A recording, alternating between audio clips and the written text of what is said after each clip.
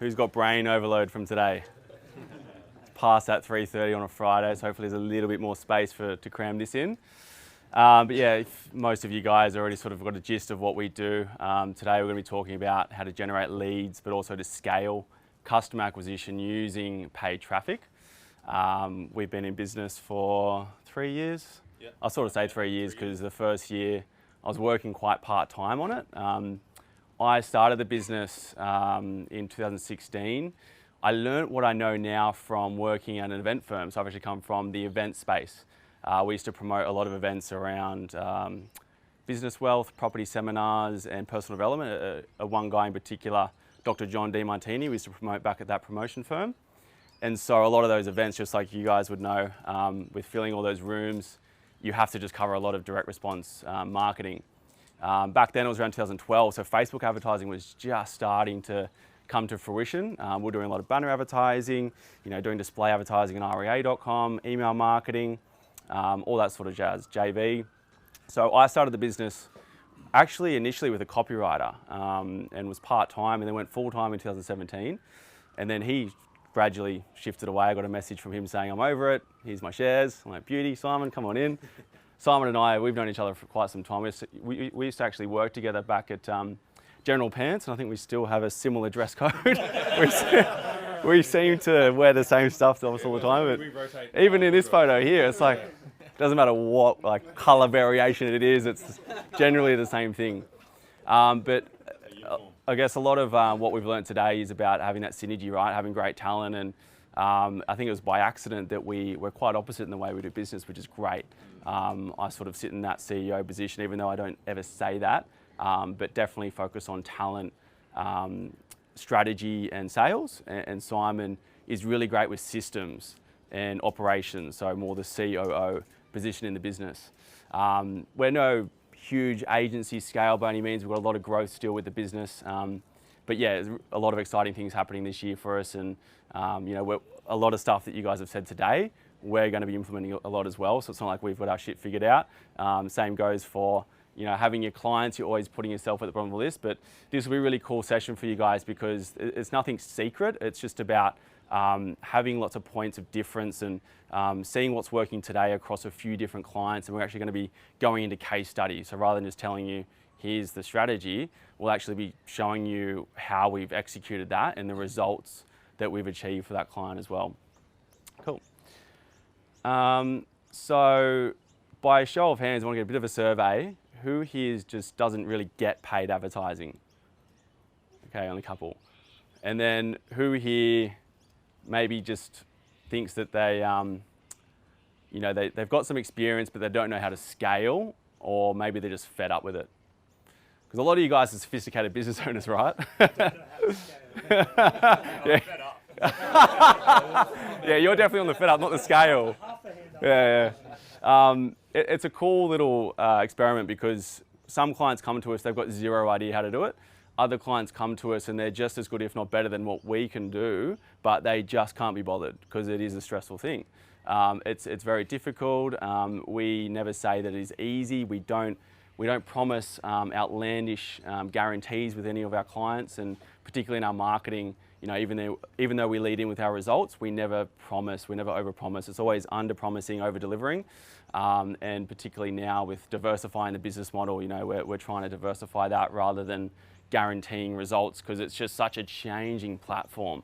Like even the interface changes every week. There's a lot that goes on and it's very hard to keep a top of it. So in terms of hiring talent, we actually recruit directly from Facebook. We get the strategists that we feel that stand out that we talk to because we're a Facebook premium partner. So we've got lots of relationships with those guys, and or people that have been in agencies and have just worked across a lot of accounts. So hiring great talent is key for us because it is quite a complex job. So this is for anyone interested in generating more traffic and leads and wanting to scale their customer acquisition through paid advertising funnels. When we say paid advertising funnels, the main families, which we'll go into a little bit, obviously Facebook, Instagram, Google, LinkedIn in its infancy right now, but we're going to be focusing mostly on Facebook and Instagram in this session. So this is a little snapshot. This is earlier this year. It's a bit outdated because I can't actually pull that screenshot anymore because the interface has changed. I don't even know where to find it. But also it's just like, it just glitches out in terms of how much revenue we're doing across our portfolio. That's not our spend. That's at the start of the year over a month's time across, say, 30 or 40 clients active. It's actually more than doubled that now. And the impressions there, you can sort of see from an ad point of view how many ads we're sort of managing.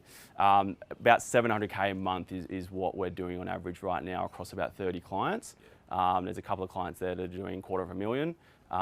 So yeah, it can take up some time with those bigger chunks. Yeah, they can range up to $1 million depending on the month, seasonality wise, but yeah, that's sort of and that's just like the Australian market. I think if you're going global, you can spend more, but there's definitely a bit of a tipping point there with scaling and maintaining results. And since we started, let's say in 2016, we've definitely spent over 10 million across our clients. And again, like we're not a huge agency, so it's a decent figure for the amount of clients we worked across.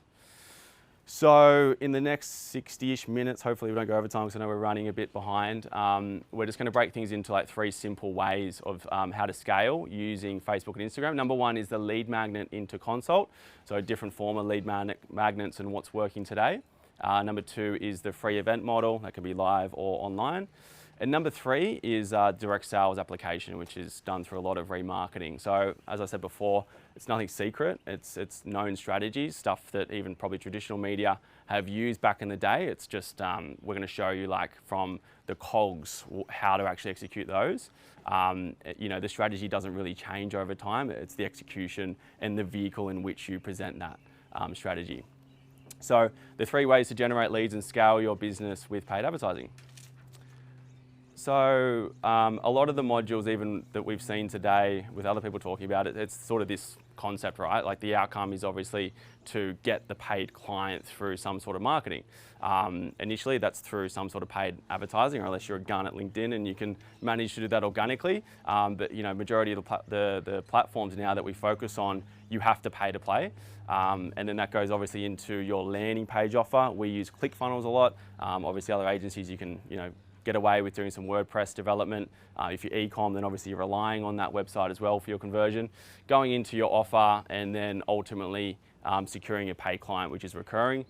So obviously our job is to focus on the paid ad, but in business with our clients, we don't just focus on the ad for the clients. We actually look in a 360-degree approach because if a client comes to us with a crappy landing page or a crappy website, and we do awesome ads, it's not going to work. It's so many pieces of the puzzle to get right.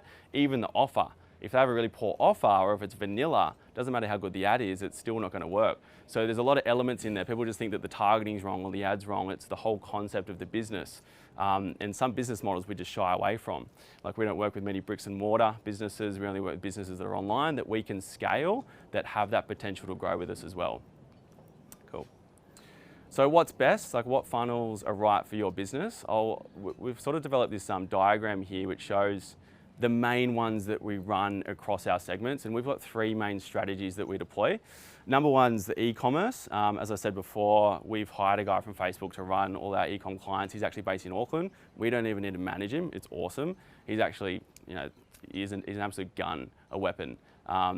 That's a different strategy, but for our lead gen, which is high ticket, and our coaching clients, which are our other 2 segments, so service-based industries with a high ticket, or coaching and consultants that either speak on stage or deliver online programs, these are the sort of funnels that we run. So number 1, free report or the book, into name and email, and then a sequence model through emails into a consultation to a paying client.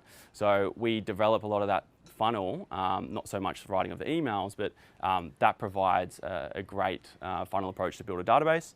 Number 2 is direct inquiry. Now this is, it's a lot harder to get this right. I know there's lead forms on Facebook and Instagram that pop up without building that trust, but can work really well from a retargeting point of view. If they already know you, and you might not have captured them through the emails, you can obviously work harder on that clientele that you've already spent money on to get them into booking a call. That's more suited for businesses that have a big sales team that just need a lot of leads, then we go through that direct inquiry response. And even for our own marketing, we have like Schedule Once, which is obviously going through the calendar booking system and more of an application as opposed to a name and email. So no matter what funnel we're running, you have to make sure that you're qualifying and booking them into the application, as I'm sure a lot of you have already dealt with. And then the last two there is the webinar model and then the live event model, which again, no secret there. But yeah, I mean, all these sort of entail the trust building exercise. Not sleeping with a date on the first, sleeping with the date on the first go, but making sure you get to know that person and then leading in with value up front. So just on the Yeah. slide, where it says live event and then it says name, email, phone, and then reminder, and then so what are they opting in? Are they opting for the Yes, that would be a free event. And then what's the application for a webinar that they go to after? Is that like another registration? So that would be, yeah, I'm not sure what that is. So that could be, you know, the application if for whatever the product is. Like obviously with a live event, a free event, or a free webinar, there's always, you know, something, a pitch at the end or an offer at the end. It's then how can you retarget them, So with, you know, in the back to help with that sales process. yeah, so that's probably different wording on this one. Webinar, you're obviously doing an application in the webinar. The live event, there's a lot of info products that our clients will have, so they'll be selling that on stage.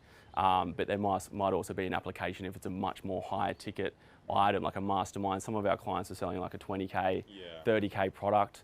So yeah, it depends on the client there, but that's just a bit of a template. There'll usually be some sort of application process, you know, post event, just to filter out and close that deal, whether it's a phone call or like a face-to-face consultation sort of thing. So just sort of just to plug the gap between, you know, actually selling that high ticket item. Yeah, yeah. And obviously super important to track all this as well. Sorry. Are you, on the thank you page, are you offering a consult, or is that like a paid sort of course or something, and then you only offer the consult there in the nurture? For the live events, if we're doing free, the free report, depends. Sometimes if it's just a list building exercise, like I know Mitch does a lot of the selling in the later end of the funnel. Some of our clients, we've got actually one legal firm, AF Legal, and this was a real hit and miss when I brought them on. They've been with us for 2 years now.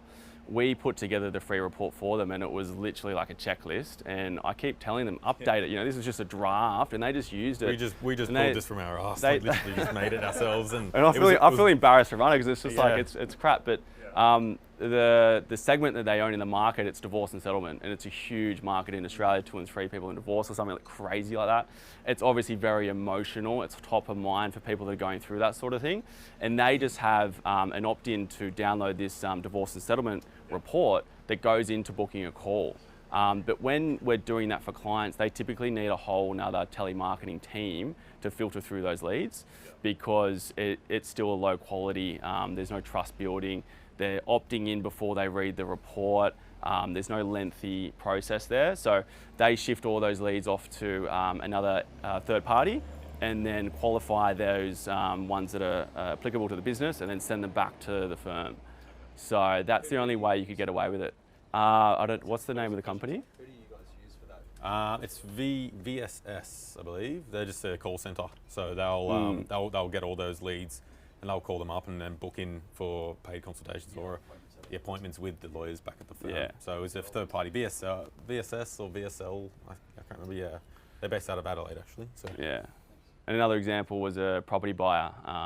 He was getting 300 to 500 leads a month, only advertising like three grand budget. He was getting quite a cheap cost per lead. He was doing the same thing, basically giving that to a telemarketing team, qualifying for anyone that was interested in investing in property, and then back into the agency to sell them the 10, 15, 20K product. I mean, I probably wouldn't recommend that unless you've got the resources to be able to handle filtering through those unqualified leads. Typically, the model that Mitch runs is a lot better. It's systemized, but a lot more work to set up. That's cheating the system a little bit, yeah.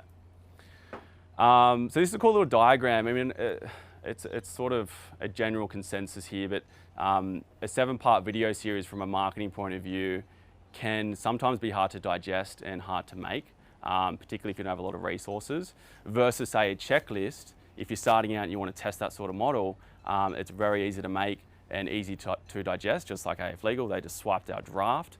And then an ebook sort of sits in the middle there. But if you're doing the content really well, like in Mitch's instance, he can get away with running the book and then people read that book. I read it and it's great. But you know, if you don't have that authority and people are downloading a book and it's 100 pages, more often than not, they're not going to read it, which means they're not building the trust versus say a checklist where they can consume it really quickly.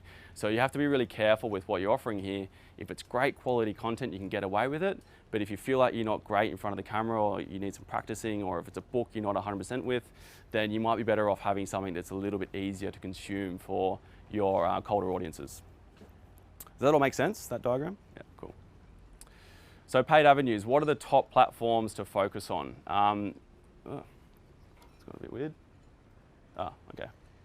So these are, I feel, the main ones that businesses are using right now online for paid advertising. The Facebook's family of apps. Everyone should know that Facebook owns Instagram and Messenger, WhatsApp and Audience Network. That's obviously you know, through the ad platform. Google's Ads Manager, so Google and YouTube advertising.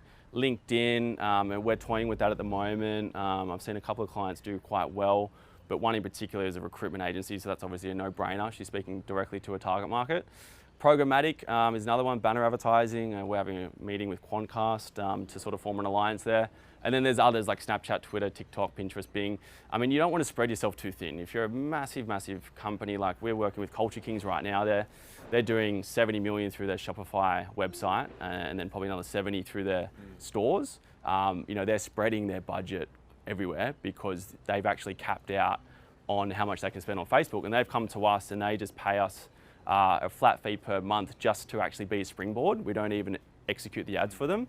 And they've got an internal team within their office. So yeah, this, I would only recommend focusing on more than one or two at a time. But today, like 90% of our clients, they focus advertising on Facebook and Instagram for those funnels we build. But that's also because we're built off Facebook and Instagram. You know, I'm not a Google expert, neither is Simon. Even though we're bringing different elements to the mix, it's just the way that our business model is set up from the start. So I'm going to go into a little bit about like the targeting audiences and how that can be, I guess, carried across all those different funnels there, and how to target your ideal customer. Again, many of you might already know this. There's no secrets here, but always good to get a bit of a confirmation of what you're doing right. We call it the three-pronged approach to targeting. And the first one is behavioral targeting. As you know, you can put in a lot of interest, develop your colder audiences, and particularly if you're starting out, whether it's a new business or whether you're trying a new product that's different to your existing demographic or whatever your other businesses are, the behavioral targeting is a quick way to build big audiences without having owned media and your own data. Everyone always obviously knows what a custom audience is, yeah, on Facebook. So that's uploading your email list, using your pixel data, people that watch your video, people that check out your Facebook page, your Instagram page, that message you on Messenger. So that's your owned media. Obviously you can work harder on developing lookalikes for that. And then number three is retargeting. Again, no brainer, and that's hugely important for any e-com brand because, you know, if people are going to your website, they might want to see that product 7 times before they make a buying behavior. So if you're spending all this money on putting people through to your sales page for the event or through your e-com website, and they're sort of digging across all your pages, and then you're not doing any retargeting, you're losing all this money on the table. Like, that's just such an important element that a lot of people, they might set up, but they do really poorly. We've seen campaigns where, and companies come to us where they just want us to have a look at their account, and they might just have a pixel retargeting 30-day window set up, versus having maybe a 3-day, a 7-day, a 14-day, a 30-day, and getting a little bit more granular on that account, because it can make a huge difference. And that's exactly what we're doing with Culture Kings. It's just being a little bit more granular on the account. And I think they've already like got a huge amount of return from just our input. Yeah, I think they've halved their spend, and the cost per acquisition has gone up, dropped it way off, and their actual average purchase value has gone up. Yeah, and it wasn't from like doing new stuff or spending more. It was just tweaking, tightening all these little loose ends that they had hanging around, and the whole retargeting was a massive thing for those guys. They're leaving a lot of money on the table by not having the right retargeting, buckets set up and segmentation. Yeah. So just by tightening all these small little tweaks, the seemingly small things, but they've reduced their cost by about 25%, and their return on ad spend has jumped by about 20%. So. I remember Simon called me, the founder of Culture Kings, and he's like, I just want to know how to spend more. I'm like, I don't think it's a matter of you needing to spend more. $250,000 already. I think it's just about spending smarter. So let's go through a little bit in detail what each of these are and an example from an ad. So you can target each ad to a different behavior of your market. So this again is going into your colder audiences. So those who like certain companies, certain businesses, certain pages, those who work at certain brands, their job titles, that sort of stuff. And those who are interested in hobbies, you know, what they're following. So they're generally interested in what they're doing, and that's obviously calculated from the behavior. I mean, I like looking at surfing videos, so I would be falling into, you know, someone who's interested in surfing. So I get hit with lots of videos about surfers. It's actually quite annoying because I can't surf well. And then you can target different types of people of certain age. Obviously that's a no-brainer. Too many people just leave the default of 18 to 65 plus.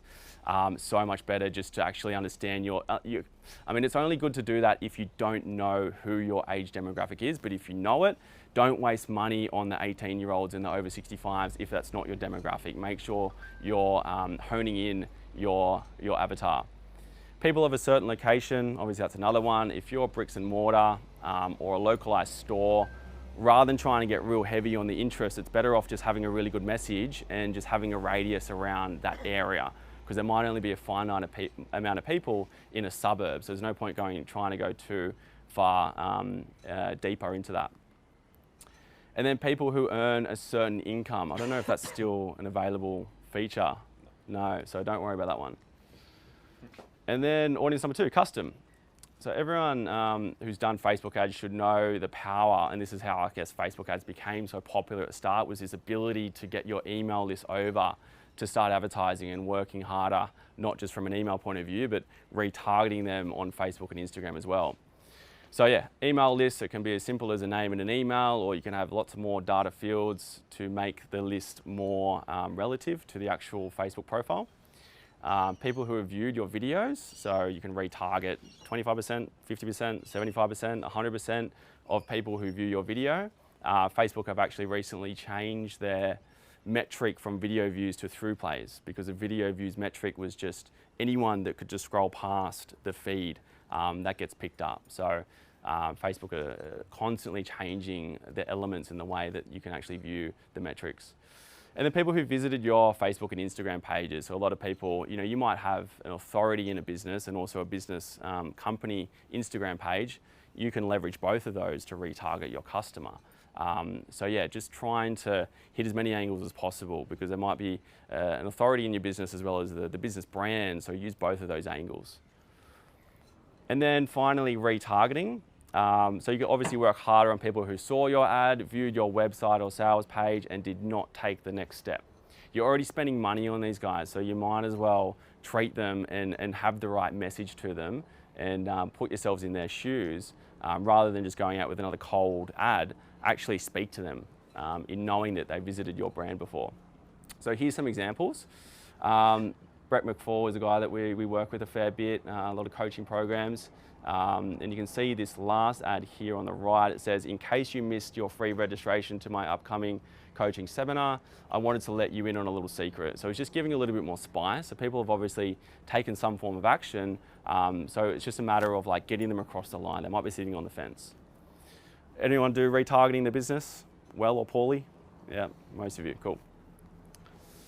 Scaling budget. So this is where the brains of the business, Simon, steps in. Simon's had a lot of experience scaling businesses. One of our first clients actually, who's been with us for 3 years, they started off with $1,500 ad spend per month doing events, and now they're doing 200,000 upwards a month, and yeah, they've grown their business from $1 million to 20 million, all through, a lot of it through our paid advertising. So yeah, Simon's going to teach you guys the ins and outs and what's working today to build those campaigns and how to scale as much as $200,000 a month. Thanks, Blakey. So obviously most people here are already spending, you know, paid traffic across Facebook or Instagram. Is there anyone spending, you know, upwards of 50K a month, over 50K, over 100K? Cool. So a lot of these, before I jump into a few case studies, I'll just take you through a couple of different scaling tactics and strategies that we use to help us, reach, 100K, 200K a month and spend. A lot of these are quite, wait, is this still your bits? I'll just look through it. Yeah, So yeah, this is actually an important one, but Mitch has already highlighted this. Before you scale, you have to know your numbers. So it's not just a matter of throwing money into the bucket. These are the 4 metrics we look at before we even give advice or direction into a client before they scale. So cost per lead is obviously number 1, cost per application or attendee, cost per call, and cost per acquisition is actually the biggest one that a lot of people don't understand in their business.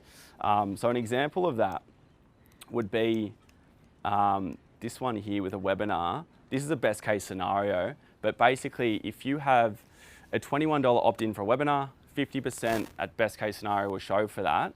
The cost per webinar attendee is $42. 25% will ask for an appointment to roll, so the cost of that will be around $168. An appointment to a roll is obviously an application to work with you. And then 25%, a 1 in 4, say, conversion rate on those applications will join, so the cost per sale is like $672. So that's working off those numbers. Brett, this is an example that we've worked with for Brett, and he actually teaches his whole client base. He's got about 400 members in this Fast Client Formula program, and everyone sort of works on these numbers here, and they're selling anywhere from 3 to 10K a pop for their program. So this is what we tell the guys, would you invest $600 or more to make $3,000 to $10,000 a sale? And sometimes that could be recurring. So as soon as you work out these numbers, you basically can understand how much money you can keep throwing at the engine. And that's obviously from a webinar point of view. So every time you have a funnel, you have to sort of work those numbers out. It might be the free report funnel. Mitch would know his numbers in terms of how much a lead costs and the acquisition out of that once you sort of open up the applications. And then, yeah, you basically can just keep throwing money at it. And then another example in a worst case scenario, this could be a matter of the same cost per lead at $20 or $30, but maybe 25% will show, not 50%.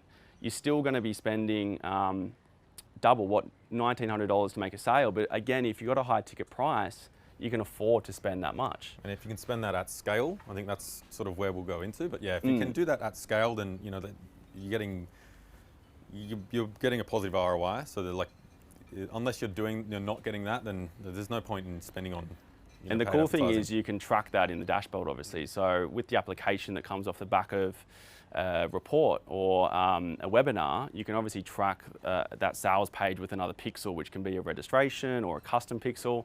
So in the dashboard, you should be able to see the cost per lead, the cost per application, and cost per call. And then you just need to work out the sales from that, which is obviously your conversions. So these numbers aren't too tricky, so long as you're setting up from the start to analyze. Cool. So, yep. Now, Simon can go into the scaling. So a lot of these will be pretty, obvious to a lot of you guys who are already running paid ads, but there's mainly 3 methods that we focus on. It's vertical scaling, horizontal, and then cross-platform or cross-media scaling. So the first one there is vertical scaling, and you're probably already all doing this, whoever's spending money on Facebook or Instagram or YouTube or whatever it is.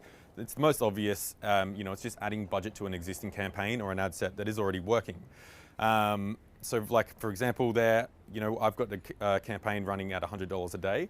And a little side note, we'll always run our campaigns with daily budgets rather than using the lifetime budgets. Reason being is you can't edit the lifetime budgets once you've already set up your campaign. If campaign budget is restricting you, and that's why you prefer to use it as lifetimes, Facebook now you can actually set a lifetime of that campaign while using the daily budget option. So we'll always use the daily budget option so you can fluctuate and you can actually scale budgets in this manner. Now, there is a little bit of strategy to it, as simple as it might be. You can't just take an ad that's working quite well at $100 a day and then just bump it up to $2,000 a day. The algorithm's not going to like that. It's not going to work. So a bit of a strategy that we do follow is, increasing that budget systematically, 25 to 30% every single day, or, 50% every 48 hours. Now, when you're doing this method as well, be careful and make sure you're keeping an eye on the sizes of your audience as well, because you can slowly or quickly saturate that audience. Now, another way to do this, and it's a bit more aggressive and a bit quicker, is to obviously, if you've got a winning combination of an ad set or a campaign that's working well, you can simply just duplicate that, and that can just double that budget. If you you want to do that a bit more aggressive, and you have the budgets, and you sort of know your market, you know your audiences are in the right spot, and they're big enough to be able to do it with this method, then you can just duplicate those campaigns out like I've done here. So as I mentioned just earlier, it's important to keep an eye on those sizes of your audiences if you're going to be scaling vertically like this. Now the reason is, you can see over here, I don't know if you can see, that's quite small. Don't worry, we'll be sending all these slides out. But this audience here is only 43,000. So that's just the 1% that I'm running in Sydney, I think it is, for that campaign. Now if you look down the bottom, so down here I've been scaling that budget up vertically quite a bit. It's hit about 80% of that 43,000, so about 36,000 people. But that magic number there that tells me the impressions, that's 92,000 impressions in that audience. I'm kind of starting to saturate that a bit. So I'm hitting about 2.6, 2.7 frequency. If I just keep bumping budget and money into that, it's just going to start saturating. I'm just going to start overspending and just throwing money down the drain, really. So when I start to max my budgets and scaling with this method, we then go on to the second method of scaling, which is horizontally. So with horizontal scaling, it's just simply adding new audiences into proven funnels and proven campaigns that you know are already working. So once you've done the vertical scaling, you can then jump into the horizontal scaling. And what we do here is we can introduce new audiences, whether it's building out lookalikes off those audiences or from that campaign that's already working well. We're creating a data set there. We create lookalikes off the back of that. So we can introduce 1%, 2%, 3%. This example here at the top, again, it's really tiny. You probably can't see it from where you're sitting, but this was working with a client over in the States, and they service the UK, a lot of Europe and USA, Australia and New Zealand, and they sell medical practitioner software and packs into medical devices, or medical devices into practitioners. So we were starting, we had so much data here, we were generating tens of thousands, probably about 12,000 leads a month with these guys. So we had a data set that we could constantly, create lookalikes off to just bump in and add in new audiences to help scale our budgets that way. Now another way you can do this is by introducing new variations of content. So whether that's new creatives, new landing page changes, split testing different offers as well, and even changing the ads so slightly, we've noticed has made quite a big difference. So the example we've got down here, and this kind of goes back into that audience from the previous slide that I showed. If they're starting to saturate and that frequency is hitting 2.6, 2.7, I can start to add in new creatives like this into that audience. So that audience may have seen this ad and they've probably got banner fatigue, or that audience or that creative is they've seen that enough and they're sort of just blind to that now. So I can start to add in introduce new variations of new headlines, new imagery, and then I can scale out budgets that way as well. Now the third scaling method that we've got here is cross-platform scaling, or cross-medium scaling. So, if you do have funnels and you're running campaigns that are really working well on a certain platform, like Facebook, for example, there's no reason why you can't just take that campaign and then mimic that and roll it out on LinkedIn. Test it out on LinkedIn, see if it works. Obviously, the targeting, LinkedIn's a very similar platform to Facebook with its the actual ads platform. So you can just plug a campaign that is already working, it's proven in Facebook or on Instagram, and roll it out on LinkedIn or roll it out on Google or YouTube. Same goes, if you've got an IGTV video that's getting a lot of traction, you can roll that out on LinkedIn and on YouTube, and same sort of thing. So you can start to scale your budgets out and introduce new campaigns in that way. Another way you can do this is by converting, proven funnels and successful campaigns that you're running into different media forms. So, if you're running a webinar that is, seeing a lot of success, you're getting a lot of people go through that webinar, turn that webinar into an ebook. People like to consume media in different ways. I personally don't have enough time really to sit down and watch an hour-long webinar. I'd probably rather read an ebook. Whereas other people might, like going through a training series. So the example here is we had this, it's just an educational content video that we ran. It got quite a good response. There was a lot of traction behind it. So we decided to turn that into a 3-part video training. So then we could start capturing leads and actually getting that same content in a different format in front of other people who might like to consume that in a different way. Does everyone know the platform Shaka or Shaker? Yeah, Shaka. It's like Canva for videos, and it actually has formats across Facebook and YouTube. I think one thing that we struggled with, and we've got another agency called The Embassy that does content production, but to be able to create quick, fast video content to differentiate your marketing, Canva is obviously great for images and the PDF reporting, that sort of stuff. Shaka, Facebook team up with Shaka a lot, and you can create stock motion videos. There's lots of templates there. You can turn your static imagery into videos through the templates, and it doesn't look too stocky either. You can actually customize it quite well. So that's just a little hack there, so that you don't have to rely on a videographer sometimes, you know, just for fast content. Yeah, for it's videos. pretty inexpensive. It's quite easy to use. You can plug all your own assets and creatives into it, and you can create some pretty tailored, nice-looking content. So I know there's a lot of the scaling strategies are very, very simple, and a lot of you guys are probably already doing them if you're already running stuff at scale. But is there any, any questions there, or any wins, or anything that you guys have been doing in your own business that, might work for someone else, or? Nope. Have you guys had any major issues with scaling? I know you're probably the best example here. Yeah, it's. I feel like there's limits on it. So we're always fighting cost per lead, getting too out of control. But yeah, I really like what Mitch said this morning, like how you're running these multiple, like 3 or 4 different campaigns at one time. I think that is probably something that we need to look at. Like, whereas we've been trying to scale to 1 or 2, and we have been running into issues there. But As in like completely different front doors. I mean. yeah, like 4 front door. 4 different avatars, or the same avatar, and just trying to, Or like different lead magnets, like yeah. But I think that's a really good idea in terms of putting a webinar into a different medium. Yeah, I mean, and one of the case studies I'll go through, we took a live event model and converted that into a webinar and turned that into an evergreen webinar, which I'll go through in a minute. But yeah, I think just, if you've got webinars, or if you've got an ebook that really kills it, like you could turn that into a training series. There's no way, then people might, I think it's just catering to different people, because people consume stuff in different ways. Everyone's, as Dave would say, we're all humans, we all have different needs, and we all like stuff in different ways. So, sorry? Yeah. Yeah. That's the standard now. Yeah, it was meant to be rolled out indefinitely from August, I think, but I think they pushed it back. But yeah, majority of our stuff's all CBO, and Rules in place, or you kind of just manage it? we just manage it.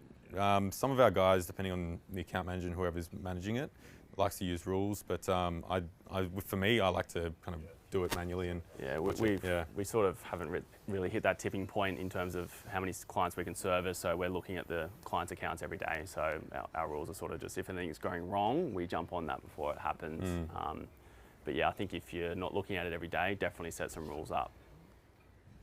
How are you guys approaching CBO? Like, are you just doing do you do ad set level budgets to start with, and then once you've, I know some people they'll have they've established a few winning ad sets first, turn off the shit ones, then CBO, switch to CBO for the rest of it. But what do you guys do? Usually I'll start with a CBO, depending how big a campaign it is. So one of the clients I'm working with at the moment, I've probably got 15 campaigns for their one campaign, and I'll use CBO for all of them, but I'll put in all the similar audiences into one campaign. So it could be 5 lookalike audiences and just use that as a CBO. It could be a bunch of interest-based audiences and then retargeting. When it's fragmented out, so you're kind of separating them into Yeah. rather than just everything in a big CBO. Yeah, I'd like to, because I don't like any, 3 to 5 I find is a sweet spot for audiences or ad sets within a campaign if I'm using CBO, even if you're using an ad set optimization. I think any more, depending on your budgets obviously, but I tend to find Facebook will favor 2 or 3 audiences, so it kind of doesn't really give a chance to the others, especially if you have more than 5. But then totally depends. Like I'll have retargeting campaigns or some campaigns that are geographically restricted. So I'll use an ad set optimization in that case, so I can actually throttle and control where the budget's going. But yeah, it's kind of use case by case. But I think from 2020, the CBO is supposed to be replacing it all. So the first case study here is really about how we use lead magnets to turn or generate more consultations and more calls for a women's healthcare clinic. And my clicky stops. So they do thyroid. Is it thyroid? No, it's Yeah, that is thyroid? thyroid. Lucy Rose Clinic. I don't know if anyone's heard of them. Yeah, she came to us. I don't think they were doing any Facebook advertising. This was. Is that an English lady? Like, or No, she's Aussie. She's Aussie. Yeah, they've got about 9 or 10 clinics around Australia. So yeah, the problem when they came to us, they had a problem scaling. So they wanted to spend money. They wanted to increase their spend. They were doing in-house at the time, but each time they try to scale their campaigns, they just found they hit a ceiling. So they were doing okay, at a low, 1,000 to 2,000 a month. But every time they try to bump that up, like to 2,000, 3,000, whatever, they just noticed that their cost per lead was doubling, quadrupling, and they were getting the same results for more spend. So they came to us to help them out, and since we took over, I think we scaled their budgets from about 2K a month to upwards of 40K a month at the moment. The only reason we haven't gone any higher than that is they can't take any more leads or calls in their clinics, so they're kind of limited to that sense. So over the time we worked with them, we increased their ad spend by over 2,000%, while their cost per lead dropped by about just over 8%. So the first thing that we did for these guys, we jumped in and we kind of do an audit, and this is what we do with most clients that we work with before we actually take them on board. We'll do an audit and have a look and see what they're doing at the moment. So the first thing that we noticed is that they were setting up a lot of their campaigns and a lot of their marketing around these vanity metrics and optimizing for those vanity metrics. So, using video view campaigns, page likes, post engagements, they're all great. They have their place. They're important objectives and campaigns, but I feel that they need to make a part of a bigger kind of a holistic approach when it comes to running ad campaigns and Facebook marketing especially. So we started to shift their focus from these vanity metrics into more conversion-based campaigns. So that A, allowed us to start attracting high quality leads, and then B, and more importantly, I think we could actually put a cost figure behind where these leads were coming from, how much they were paying for a lead. So they went from 5,000 video views, 1,000 link clicks, 60 post engagements, to like a month over to 57,000. I think it's over that now, 58,000 leads over a 9-month period. So we began by launching their first campaign, which was just a free documentary. They had this already sitting there, it was already waiting. And what we did, we sort of, as Blake said with the AF Legal example, we just whacked up that free report and ran with that. And that was sort of something in the get-go, just until we started to strategize and put together some more collateral, something else with a bit more fruition to it. But did the same with these guys. We got this up and running, and in the meantime, we sat down with them and said, okay, so what do we need to do? And then this actually killed it. That documentary actually absolutely went nuts. It was a pretty simple landing page. It was just a simple ad. The targeting was right. It was talking to women who obviously had thyroid issues, and the content was bang on, the messaging as well. So that worked really, really well. And then that's still running to today. While we started to then, as I said before, we took that format and we started to break that down and put it into other lead magnets that people could start consuming. So we turned that into an ebook, we turned that into a webinar, and then we started introducing new documentaries and more lead magnets and more ebooks in all different types of forms, different formats that people could consume. So we were starting to create this perpetual, lead engine and starting to generate thousands and thousands of leads a month for their sales team. They were very, simple landing pages, just really, really direct, straight to the point, what they were getting, whether it was a free ebook or it was a free masterclass or it was a webinar or a documentary, whatever it was. And we were just, starting to offer these to each of the, anyone who opted into one, they would start obviously seeing others, and we were retargeting. So we were just creating this flow of, this high value content that was just being constantly drip fed to our leads. You can also see the engagement on those ads as well, going from the vanity metrics, what we like to call charity metrics, because you're basically just giving money to Facebook when you're boosting something. But like this works, it's a double-edged sword, right? You're killing two birds with one stone, because the vanity metrics are still there. You have your likes, your comments, your shares, but it's also monetizing through the funnel. So if the content's done in a great way, you can still get that huge engagement there. And like one of those ads there has 1,000 comments, which is huge. Yeah. After that, are they just getting a phone call from the sales team? Like, hey, I noticed you downloaded it. Yeah, so they had quite a big back-end sales process as well. So I mean, the number of leads that we were generating for these guys and the amount of lead magnets that we're putting out, as Blake said, this wouldn't have worked if the back-end sales engine wasn't working. So they were going into these nurture sequences, with 90-day indoctrination email sequences, then nurture sequences. So there was multiple touch points as well. So we were hitting them and getting them in the front door with these offers. And then the sales team were picking up the phones, but we were also retargeting them as well with a retargeting ad to call for a free consultation or an appointment or whatever it might be. So why did that campaign work so well? Well, we could scale that so well by introducing these multiple different offers, and as we started to get the large volume of leads from those first couple of campaigns, we could then create these additional lookalike audiences and introduce that to start scaling out and reaching a broader audience and introducing more people, getting more cold traffic in to then start to qualify and build our trust with them. We retargeted off the back of those high lead volume with people who wanted to book in for a free consultation. So again, the more leads that we started generating, the more that was going into their back-end sales engine and their content engine, and then the more calls that they were generating. So we were,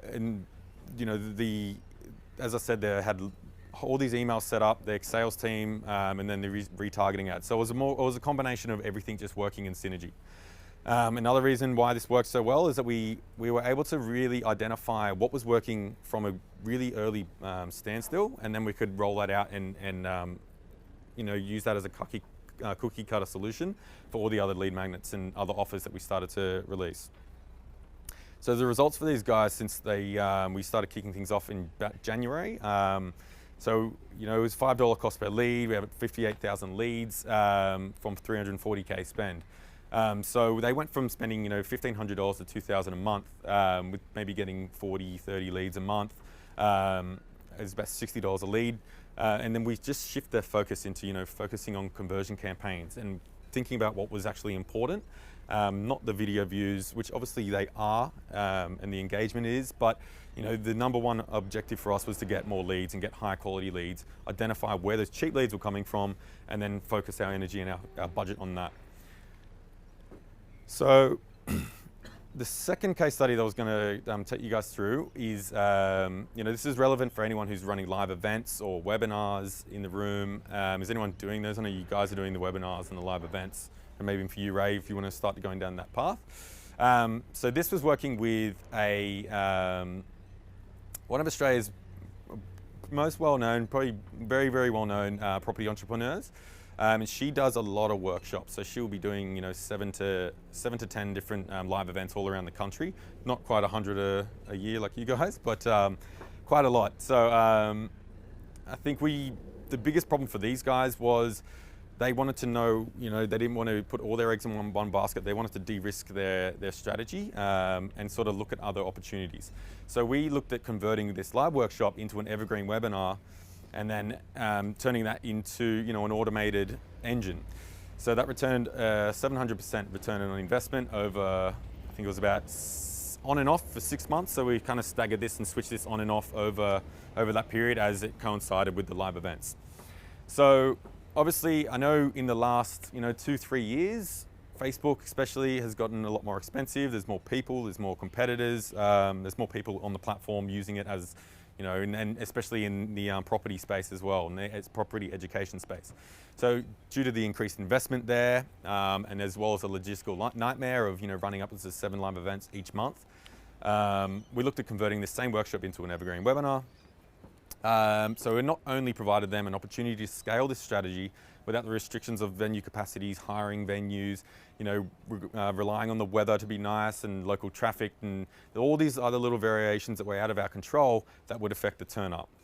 And it also did another pretty big thing, and it opened up opened up our marketing and this offer and this opportunity to people that lived outside of the capital cities, which usually where we ran all these workshops and events. This is a good example too of something in a business model where you can only fulfill a certain amount of people or locations. This example, we've gone from sort of like a done with you, one to sort of many to one to a lot more people through the webinar. But that's still only in Australia though, because obviously the the education through this is Australian property, so we can't put that over to America. But you know, if you do have a program that is universal, you could go from a localized market to a global market, and that's the power of this campaign. Yeah, and it's also a good example of taking something that's working well in your business and finding out another format to roll that out and test it in. So the campaign setup, it was quite a complex one. When we split that up into a top, middle, and a bottom of funnel. So the top of funnel was really, the whole focus here was just generating awareness and driving cold traffic to different educational pieces of content, blog posts, just educating and getting the brand in front of these people. He's doing that for future audience, building your audience. Yeah, it was sort of just creating like a perpetual, content engine of just constantly having more and more people going through. And, to do that, we cast the net as wide as possible at our top of funnel audiences. So using the interest-based targeting options in Facebook, we used those and we created really, really broad audiences, and also using the expansion audience tool. So we toyed with that, split testing it with, with and without. We had audiences of around the size of about 5 million. So that's where we kind of started with the top of funnel. We pumped in a couple $100 a day. It was, I think, what do we got there? It was maybe, like $300-400 a day to begin with in the beginning. And obviously setting up all our pixels, we could actually start tracking all the traffic, all the video views that we were accumulating, all the blog post views that we were getting. So once they started to gather enough data, those ad sets and those pieces of content, we could then open up those audience even further and expand them out using lookalikes. So, creating 5% lookalikes of people who watch 50% of the videos, or 10% lookalikes, 10% of all blog traffic. So we just constantly had these more and more people getting opened up and exposed to the brand. Was that campaign objectives at video views? I did a combination of video views, and as well with the blog post, it was I would always use objective the objective of landing page views for blog posts. You can optimize for view content or whatever it might be, but yeah, just something that you could actually, tangible data that you could then. And that's a good point as well. Rather than defaulting for a blog clicks, much better to do landing page views, because it's actually tracking people that are going to the blog versus anyone who's clicking on the ad. Cost per click can just be a bit of a waste of a metric. Always best to follow through with the metric that's going to your website, because you own that data. Yeah. So, as I said, we didn't just rely on one blog article. We had multiple, and this goes back to that horizontal scaling. We started maybe with 1 or 2. And we got those out, and once they started to get a lot of traffic, we then hit up people with we started adding in more blog articles and additional pieces of content that is relevant to them as well. So they were always seeing some new sort of pieces of content, and this is probably the most work of setting up this campaign on autopilot, like constantly having to feed that top of funnel. So we're just having to put more and more people at the top, and as they went through, there was less work on our end at the closer they got to the bottom, just because of the way we set it up. So we did blog articles, we did a bunch of different videos, educational videos. There were some with the actual speaker to camera as well. So yeah, it was just creating this perpetual content engine at the top of funnel and just constantly adding in more and more videos. I think those videos were done in Shaka as well, yeah? These ones, similar. Yeah, we didn't make these ones, but yeah, a similar program. Same effect. Yeah, like this Shaka could make something similar to that. So then now at the middle of funnel, our goal here was to then convert that cold traffic, into prospects and into people that, actually were going to start converting. So we did that with lead magnets again. So we started introducing, we were retargeting all that top of funnel traffic. Anyone who had gone through the top of funnel and shown some sort of interest, watched a part of the video or visited multiple blog posts, spent X amount of time on a blog, so we know that they actually spent time reading it rather than just looking at it for 2 seconds and pissing off. We also started to introduce more qualified lists here as well. So we didn't just rely on that top of funnel traffic. It doesn't always work. It might take a little bit longer. But we did introduce some qualified lists here too. So if you guys have lists, of existing buyers or someone who's already bought this product or a service, create qualified lookalikes of that. So we started introducing those here as well. And then like the Lucy Rose example, we created dynamic audiences of anyone who previously downloaded that lead magnet. So then that, again, just constantly had a new, fresh bunches of audiences and more people coming through. So this allowed us to quickly transform that awareness into consideration, and it also identified our higher value prospects for us to then focus on at the bottom of the funnel. So being able to scale this up a lot more as well, we had, so many different creatives and creative split testing running here. Again, going back to that horizontal and the vertical way of scaling, introducing more headlines, more formats, whether it was, headline variations or square or portrait images. We tried videos versus imagery. Probably the most annoying thing is there was not one clear winner. I think, and that kind of showed us that people like consuming media in different ways. So having, if you only went with a video, you're excluding people that don't really like watching videos and they'll scroll past it, and vice versa with an image. And not only did we just have the one lead magnet, we started adding in various other lead magnets. So we had gift packs, distressed property reports, we had ebooks, we had, how to flip properties, we had all these different sorts of free reports and different lead magnets running. So now this is where we got to the bottom of funnel, and this is where all your hard work starts to pay off. So setting up this from the get-go is probably the most important part, and actually all in all the whole campaign setup is vital, but the bottom of funnel was probably the most important, because this is what we touched the least once we set it up right. The top and the middle is where is where a lot of the cold traffic and new people are coming in. So obviously the idea here was just to drive qualified traffic to opt-in pages and get them to register for that report, the webinar. Usually, good question. Usually I'll put most of my budget at the bottom of funnel exactly because of that. A lot of people now are pretty sophisticated. They know, they know an ad when they see it, and if they want to engage and if they want to buy your product, they will. So we'll put most of our budget at the bottom of funnel. This campaign, because it was a bit more of an evergreen and a longer, this ran on and off over 12 months, and it's still running to today. So the majority, I think it was probably like 70 or 80% bottom, and then maybe 5% at the top, and then 15 or, yeah. So, and I think just toying around, testing it and seeing what works, and just getting your price modeling and your cost per acquisition, and just knowing those numbers like went through before. If you can work that out, then you can kind of go back to the drawing board and say, okay, if I put money in here, how much am I going to get out? So like any other evergreen webinar funnel, there were multiple steps involved, and like any funnel in general, really. So this was vital that we had to set up our tracking correctly from the start. So it wasn't just enough for us to find out if someone opted in for a webinar. We also wanted to know if someone opted in for that webinar and watched it, if they watched it to the end and actually saw the pitch or the offer or went through to a checkout page. And then we wanted to know who converted into a sale. So having full visibility over this, we would set up custom conversions so we could actually find out who went through where and where people dropped out. And the reason why we did that is obviously in the retargeting, we could then tailor our retargeting messaging based on what part of the funnel they dropped out. So if they watched the whole webinar and they got to the offer or the pitch and they didn't buy, then we send them a tailored message saying, hey, the webinar, or sorry, this product's going to go up or we're going to take it down in the next 7 days. Or we could use case studies or testimonials of students that had gone through just to sort of get them and tie them and convert that sale. Because so much money is left on the table here.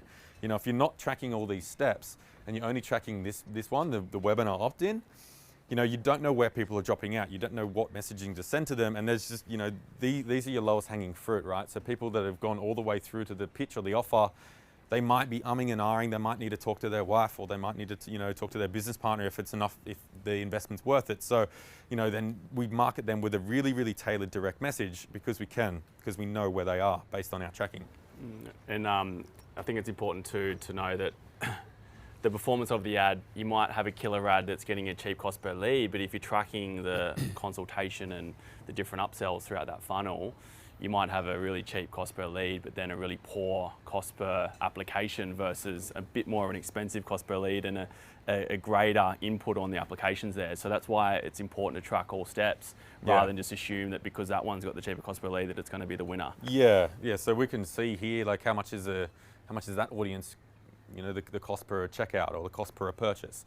So whereas the front end metric, as in the lead for the opt-in, it might be quite cheap, but we're seeing that the drop off from purchase from that funnel or that ad might be tiny compared to another one. So that also, gives us visibility on where we should be investing our money. So the results for these guys, as I said, they were on and off over 12 months. So all in all, probably about 6 months. So they were spending nearly 100K a month on this product. So they had 552 sales over that time. If my math serves me right, it was about 7 grand, 6 grand a sale. So, they generated a 7 times return on ad spend over that 6 months. So, not too bad, but, definitely having all of those parts of that puzzle wouldn't have made that possible. I think we've got about 5 minutes, so we'll try and wrap this last case study up quickly. All right, this last one here is about, so anyone who's looking to generate consultations for a face-to-face appointment. So this case study here was working with a cosmetic surgeon, and it was about, how we could dramatically reduce the cost of an inquiry that we're generating for them while increasing the cost per lead and the quality. So over 9 months, we were really relying and using the lead forms on Facebook just to promote their free consultations. They had 4 different clinics across Australia. We were running a variety of different ads, centric to specific procedures, all the way to just a generic ad. It was working quite well. We were getting anywhere from $30 to $50 a lead for them, but their biggest challenge that they were facing, and anyone here has anyone used the lead forms? Yeah, I don't know, because they're well, not all the time. Well, no, yeah, like strikes again. Too many drop kicks. yeah. Well, we find with the lead forms, a lot of the leads that come through that, people will call them up and they just go, and so. Like, how does that happen? Well, just a little bit of insight around them. So they will, the lead forms actually will pre-populate based on the profile's info. So I know a lot of people, I think for a long time I didn't. I had a fake phone number. I may have changed 1 or 2 digits in my phone number on my account. So when I opted in for a lead form, it would pre-populate with the wrong number. Same with email. I use an email on my Facebook account, which is 8, 9 years old. Don't have access to it now. So if you're ever using them, rather than using the default phone and email, you can choose work email, and different fields. So then they actually have to enter it. Yeah, that. Especially a custom field. Yeah. Rather than taking Yeah. So. confirm, like, do you understand you're getting a call? You have to type yes. Yeah. 4 custom questions. Yeah. So that was their biggest issue anyway, and like a lot of people who are using the lead forms and a lot of clients of ours that do, it's a very similar thing. But with these guys, they were getting leads who weren't answering the phone. Obviously the demographic the cosmetic surgeon was targeting, a lot of these people, they might be dropping their kids at school, they might be at work, they might be at the gym. They're getting a phone call at a time that's not convenient for them. And then they weren't returning these calls. And then a lot of the time when they did actually get through to those leads were just shopping around for more info. They wanted to know what the pricing was, all these different, objections really. So with this strategy, they were converting at around 25%. And when I say convert, that is booking in for a free consultation. I think when they actually got them into the clinic, they had a pretty high conversion rate. But then that meant there was 75% of these leads were just sitting on the table, going to waste, just falling through the cracks. So how did we fix that for them? So was anyone using messenger bots or use them or having success with them? Yeah, they're I know there's a lot of restrictions now around them, but when they came out about 2 years ago, it was like the Wild West. It was awesome. You could do anything on them. Yeah. So what we did with these guys, we launched a messenger bot, and it was just an automated, process. Basically, the same script the girls or the nurses or the receptionists would have on the phone.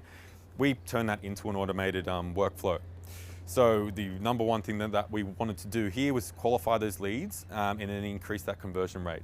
So the ad that we ran was a very generic, speaking straight to an audience who knew the brand, because we were mainly retargeting anyone who visited the website, visited their socials, followed them on social media, engaged with the brand on Instagram, Facebook, whatever. So it was just, you want to learn more about a specific procedure, click here, we'll send you a message. And then it was an automated chat that then they gave them, the opportunity to go through and then select what procedure they wanted and then get the info. So it was a very personalized and customized experience, and it gave the power back to the consumer. It let them sort of go through the flow in their own time. They could consume the information when they wanted. And once they had all the information, you know, we had a couple of retargeting messages in that flow just to hit them up. But once they went through that, they self-qualified. So they were getting all the info that they wanted, and then they were able to actually then book in for a consultation at a time that was convenient for them. All that information was then shot through over to the CRM. So when the calls came through, the girls or the guys or whoever was taking the calls on the other end had all this info about them. They said, okay, you want a butt lift? Cool. You want to speak with so-and-so? Whatever it might be. So they had all this information and the quality shot up. The calls actually were getting, you know, people were booking through, and probably the best thing about it was the cost difference. So by introducing this automated chatbot, we were not only able to increase the quality of the leads coming through, but you know the cost for a, you know, a message or an inquiry, it dropped from $46 or $43 on average for a lead form, all the way down to $4 for a message reply. So we had much more volume, and that allowed us to then scale that up. We had both running at the same time as well. Again, you know, I like to split test stuff, and I had both running. Both seemed to work quite well, and they didn't want to switch all of it off. But we did. It gave us another opportunity to, you know, test out something on another platform or another, you know, ad platform in a different format. So obviously, you guys probably already know, you know, email open rates are shit. Depending on what you're doing, but you know, with this campaign, the opt-in or open rate for an email was 19%, and then if you look at the messengers, it was, you know, 98% for an open rate, 75% for an engagement. So the engagement shot up, and it just, you know, it was a massive massive uplift for those guys. So that's the end of those case studies. Does anyone have any questions over any of those, or I think we want to wrap this up anyway, don't we? Yeah. Yeah. Yeah. So have any Q&As? Yeah. In terms of scaling, have you got a rule of thumb, say, for an audience of, call it 100,000 in terms of what you can spend each day before your cost starts to add, or your cost of lead cost goes out? An audience of 100K? As an example. Well, as long as you know your numbers and you know how much you can spend for a lead coming in the front end to make it profitable, you know, yeah, just keep an eye on your impressions. And your reach in before you don't want to oversaturate that audience, obviously. You know, if it's an audience that is quite an engaged one and you're seeing, you know, something work well, you know, go back to those 3 scaling methods, you know, the horizontal, vertical, cross-platform. So, you know, introduce new offers to that same audience. If you know they're taking up, you know, something about fishing, then, you know, introduce them to an offer about lures or, you know, about, you know, fishing apparel or something. So you know that audience is already interested in that vertical, then introduce other offers that might be relevant to them. Yeah, I think it would be probably silly to go spend like $5,000 a day on an audience, particularly if you've not tested it before. So I think always try and start at a level where you can probably afford to lose that money if it doesn't work over a few days, and definitely after like 2-3 days, 72 hours, if it's not working, then shut it off rather than run it for too long. Yeah. I'll add one thing to that. One rule that we use is $10 per 10,000 people in the audience. Per day, so. Not overspending that. Yeah, in the ad set for cold traffic. Yeah, that normally works well. Just a rough rule. Cool. Yeah. Anyone else? Anyone? Yeah. I'm just wondering with the webinars, which industries or types of businesses do you see that are still working these days? I know there's kind of industries kind of flooded with. Yeah. For webinars. Yeah. Yeah. Which ones are still working? I think definitely like Education is a big one. Business wealth, personal development can sometimes always work depending on the coach. Yeah, I think it's funny because Brett McFall, that example we mentioned before, he has that Sam Ovens sort of approach model where he basically gets a whole bunch of people who have different niches, and he just gives them the template of his business, which is the webinar model. So every single one of the members are running these webinars through different niches, but you know, some work well, others don't, depending on the niche and the size of the niche in Australia. But yeah, I think like for us, in the way that we target and sort of work with clients, we definitely hit that health and medical industry, financial services, professional services, coaching, and e-com, probably the main ones. Yeah, we don't work with a lot of IT, and I know you're in IT by the sounds of it, or in tech. I think webinars would be a perfect platform for you because you know, that's something that you can show a live demonstration of what, you know, what your product is. And yeah, I think webinars would be a perfect format for that. And on that, we've got a couple of different blueprints and, you know, different hacks and like these roadmaps on, you know, all the different types of funnels that we run. So we'll send this, I think you're going to send the slides out. So if they want this as well, we can we'll flip these out, We're going to print them out, but there's Save the Trees, and yeah, we'll send them around to you guys. So yeah, we've got those there. But yeah, that's us. Unless anyone's got any more questions? One more Yep. question. Yeah, just I love numbers. So 550k spend, 3.8 revenue was an example. Do you ever think about, for that particular industry, the bottom line they're net? What are they making? So that example, 10-15%. So actually they're spending more to make less money. Does that make sense? Which example was that one? That was for the DG. That was a webinar though. That was a webinar, so less overheads for a webinar. If it was a live event, you probably would be breaking even. The live event model for them, they do like 8-10 times. But webinar, a lot less overheads. A triple ROI can definitely break even, if not profit for them. So it's okay. So that's sort of my question. Do you check that? Yeah, totally. It's going to work out for them. Totally. Yeah, we always have that conversation on KPIs. To make sure it's feasible, and so we have a target to work off as well.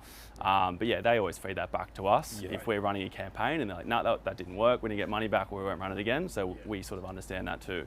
Yeah, that client in particular, I speak to him every day, and you know, he'll go, all right, let's chuck another 200 a day or another 500 a day.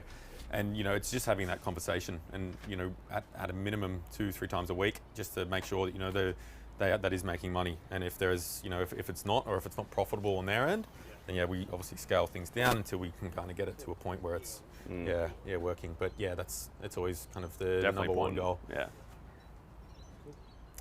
$21 webinar registration. Is that what it's coming in at? I've been running a webinar for a few. Yeah, it's so dependent on the niche and the industry. McFall, so he was coaching.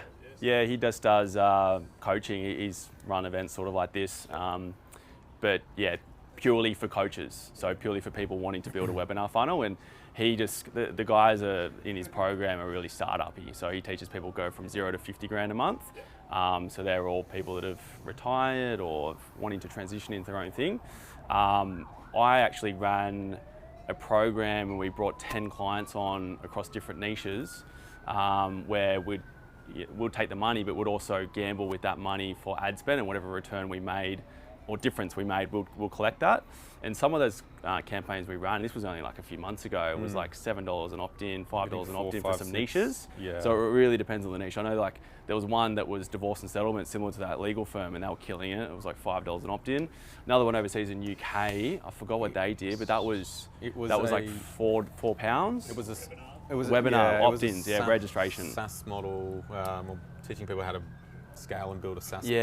But then we see other industries that go $80 to $100 an opt-in, so it's not viable. Yeah, so funny highly you say dependent that. on the niche. Another client that I do a lot of webinars for, I actually, you know, I was having a chat with him about how much the increase in cost for a registration, and I went back 2 years to 2017 and had a look at exactly the same campaign that we're running back then.